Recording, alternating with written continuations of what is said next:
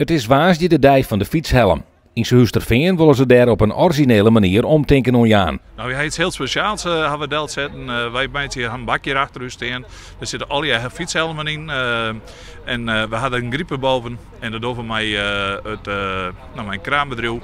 En dan kunnen mensen een helm eruit vissen. En als dat een gouden helm is, winnen ze een arrangement bij de profronde van Zuusterveen. Er binnen verschillende redenen waarom mensen geen fietshelm op gaan willen. Het zou bijgelijks net praktisch wezen. Mensen vinden het net mooi of het zit net lekker. De meningen over de fietshelm rennen nogal uiteen. Het heeft niks met je haar te maken of wat ook maar. Hè? Ik vind het die veiligheid. Hè? En in Duitsland is het zowel voor de grote als voor de kleine mensen is het daar gewoon verplicht en het is ook veilig. Ik kan een heleboel hersenletsel voorkomen.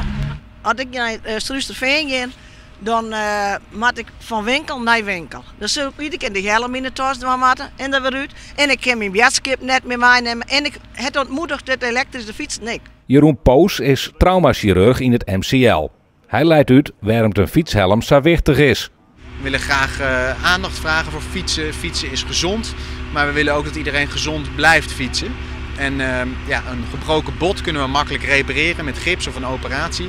Maar hersenletsel, dat is soms niet meer herstelbaar. En dat kan je voorkomen met een helm. Het is wel belangrijk dat je de helm begint te dragen. De verkeersveiligheid is gewoon heel erg belangrijk. We zien een heel soort verkeer overal rijden. En als je daar als fietser heen manoeuvreren moet, is het gewoon heel belangrijk om een helm te dragen.